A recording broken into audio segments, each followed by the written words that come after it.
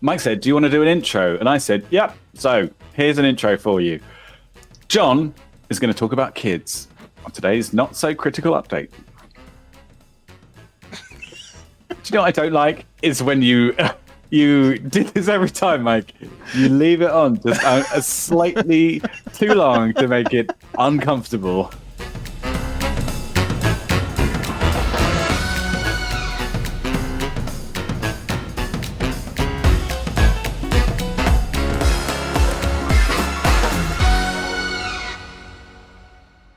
Thanks, Peter. Beautiful introduction. Kind of petered out there at the end, but that's okay. Oh, hey. Zing. The Kids Online Safety Act. We've actually talked about this, and all of us were fairly confused. We weren't sure if this is good or it's bad. The EFF, Electronic Frontier Foundation, came out with an article, and they were basically saying, here are all the reasons why it's bad. And obviously, as the title suggests, it's bad because really what they're going to be doing is spying on kids. They're talking about using a third-party validator, which we've spoken about. I believe we actually even said specifically, how are they going to verify age? They're probably going to use some sketchy third-party solution. This is super sketch.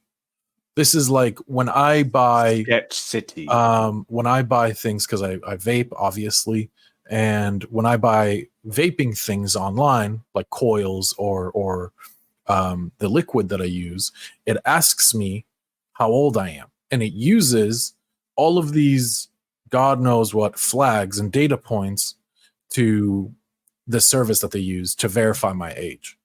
Probably like what IP is this person connecting from, and what cookies do they have saved? Does it work? Like, yeah, it works. Yeah, it works. It validates me. And if I'm on a new internet connection with, like, I don't know, a different browser or something, it'll ask me to upload an ID instead. Yeah. So does it work? Yeah. But like, who are these people that are storing that are hoarding my data? Now I'm an adult, so that's a little bit different. That is debatable on many levels. Sure, depends on what day it is. But my age is an adult age. My mind is that of a 14-year-old teenager. Yeah. Does that mean that your wife is like? No, in a sense. All right, Peter? no, just stop. Okay, so here's what the article says from the EFF about some of the potential pitfalls, or what the COSA Act would require. A legal duty for the platforms to prevent harm. Sorry, before we start here, can I just say it's remarkable that the EFS has to write an article on this. It's crazy. I mean, they have their own perspective and bias. Like, you agree with them, but... whatever. I'm not going to defend the politicians. I think this is disgusting, but I think all right. if we want to talk about why they should have to write it, like, most people don't know, most people aren't paying attention, most people don't understand the issue. They just think, I want to keep my kids safe, so I'm okay with it. So good on the EFF for writing it. Somebody's got to. Otherwise, they'd have to listen to this show. Whatever. I take it back. These things somewhere. So new legal duty for platforms to prevent certain harms, which would mean censorship, essentially, so that kids can't be exposed to promotion of self-harm, suicide, eating disorders, substance abuse, anything that could be a risk. Compelling platforms to provide data to researchers. So presumably that would be scrubbed of personally identifying information. However, that seems like that could be a big pitfall or hazard there. Okay, isn't it personally identifying someone, though? Yeah. Kind of. Yeah, you'd think it's 100% is. Then the age verification that John mentioned, and parental controls, which is also potentially significantly harmful. I just want to touch on one thing in that article, and it was that, and this was straight quoted from the act, is that they want to protect them from potential substance abuse. And it's like, if you want to protect someone from substance abuse, you need to scrub basically any instance of actors drinking or smoking cigarettes right there. in that way. No, I mean, if you want to protect them in this way, yeah, exactly. It's in this ineffective. Think how wide this net is. You can't throw that wide. You cannot. This does not work. Like it, and that's just one example. That's the thing. It doesn't work. If you want to protect people from substance abuse, you need to educate them. Exactly right. Because here you're basically proposing that you shelter these kids. You don't teach them about substance abuse. You do not teach them or show them what substance abuse is, so they can't recognize it when they see it. So when they go to a party and someone's like, hey, hit this, they're like, what is it? And he says, it's weed. And they're like, I don't know what weed is. Okay, I'll hit it. Or maybe they'll say in a different world, wow, I've been taught about this, not in a DARE program, but I've been taught about this, and this is bad. I shouldn't smoke drugs at my age or ever. So that's just one example of like, you should be educated on the subject. You should not be manipulated or censored. Like, that is insane. Yeah. Mike, how do you feel about this? You've got kids. Well, I didn't totally follow John's example. I agree with education. However, the part of it to me that probably is the most concerning is not, I guess I get it as a parent, but the parental controls. So the other article that I grouped with this was this one about the Destiny library management system that gives you access to school libraries, can track check-in, check-outs, look to see if books available or not, is talking about implementing or has started working on a system that would notify parents of any book their child checks out and potentially allow them to create block and allow lists for what books they're allowed to check out or not check out. And they reference in this EFF.org article that parental controls are going to be available. And I think what's most concerning right now in the context of don't say gay bill in Florida, anti-trans LGBTQ rules, like, I don't even know how to describe it, like anti-American history, right? You're not allowed to talk about the existence of racism. We have basically book burning making a revival in this country. And so here we're talking about more ways that parents can control what their kids have access to. And we're not even necessarily talking about, they make this point in the article, we're not talking about preteens and children. We're talking about up to 16 years old. Wow. If you're at this point with your 16-year-old, like, that ship has sailed. You need to like have raised them to be good people before that point. If your last ditch effort is trying to control what books they're allowed to check in or out, you got problems. Yeah. It's so sad. It's all just about power and control, I think, in the end. I don't know. And also you want to keep, listen, it's the age-old saying of you want to keep your citizens dumb. You want to keep them dumb and what's the word? Malleable. Like, you want to be able to form them and create them into something else. And you do that through censorship. And that's super scary. Now, my point, Mike, was that basically what I made when I used that as kind of a bad example, I guess, but education is everything when we're talking about children, and hiding things from them, it could only result in, a negative outcome, of course, to a point. Like, you don't want to show them, I don't know, like gore and stuff. But at the same time, actually, wait, no, I take that back. In class, when we were, I think it was in sex education, funny enough, they taught us about, also in that class, they taught us about driving under the influence. Oh, I thought you were going to go the STD route. Well, same thing, actually. No, but exactly. That makes the same example. They showed us the after. It was really graphic stuff of what happens when you drive on the freeway and go to a full stop.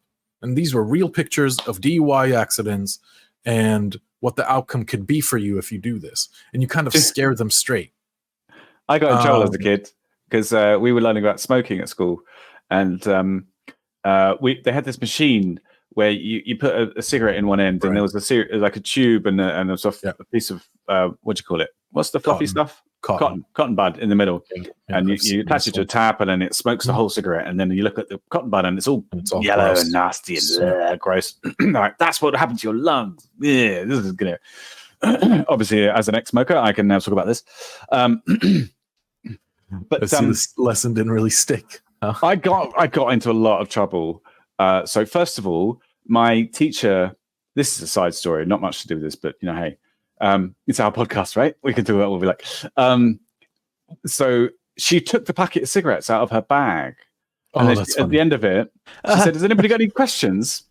And I was like, "Miss, do you smoke?" And she was like, "I'm sorry, that's not a relevant question." I was like, "Yeah, but you just taught us about how bad smoking was. So you got them out of your bag. Do you smoke?" And she's like, "No, it's not relevant to what we're learning about." And I said, "Yeah, but Still hasn't said no. do you really It's so think funny. this?" Wouldn't let it go. So she gave me detention. Classic Peter. Yeah.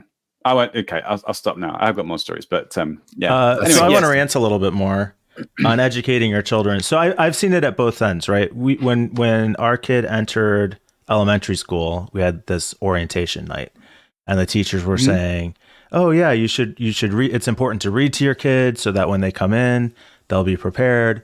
And one of the parents said, "Are you saying we should be reading to our kids every day?" Like, only if you don't want your kids to be stupid, I guess.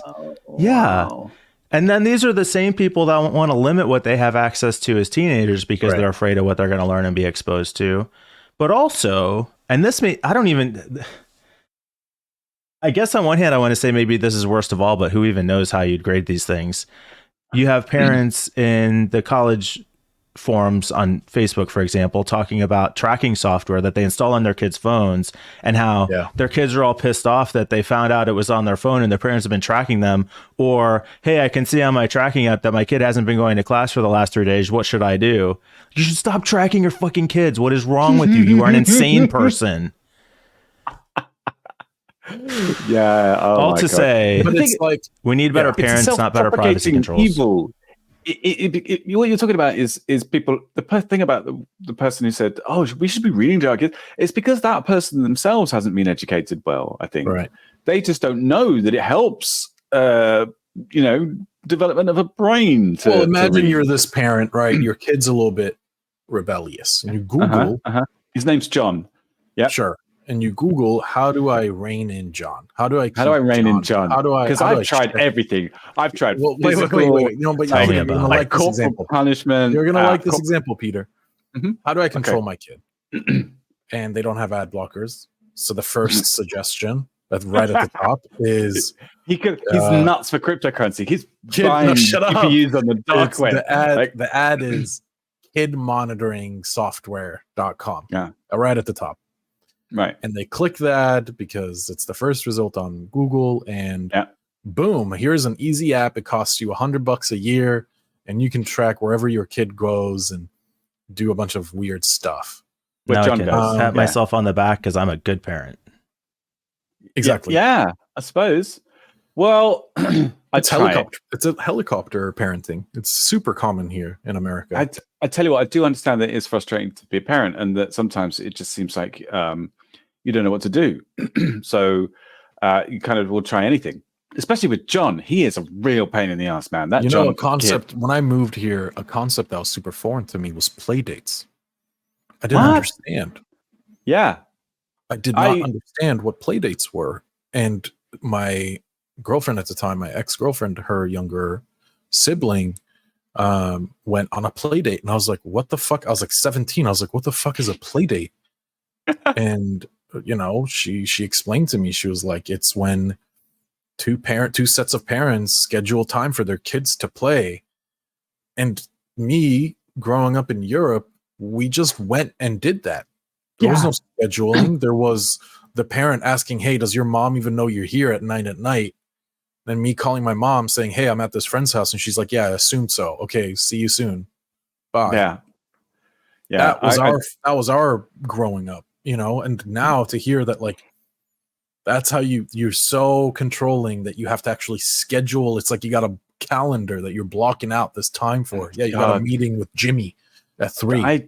The idea there's some that value my to the mum could have been socialization. tracking me, like, Yeah, I have one more rant. Yeah, cool. Basically, what we've got here with this story is the government and a bunch of upset parents saying, I want to control what my kid has access to online. Therefore, it is your problem. Your company needs to control what my kid has access to online because I can't control what my kid does. Right. I'm going to put him in front of a computer. I'm going to give him a phone. I'm going to give him a tablet. I'm going to give him completely unsupervised access to whatever they want. And if they get access to the stuff they shouldn't have, it's not my fault. It's your fault. Facebook or Twitter or YouTube or TikTok or whoever. I don't want to take any responsibility at all for this because actually watching my kid is hard. So I'll just pass some law so that it's now your problem. If my kid gets fucked up, now I can sue you instead of taking any goddamn responsibility for myself. Yeah, you go, Mike. No, but he's right. This is so real. These people. Yeah, this is the worst thing ever. Disgusting behavior, selfish to be honest, and completely irresponsible. Yeah, that's it. We're done with this. I can't talk about this anymore.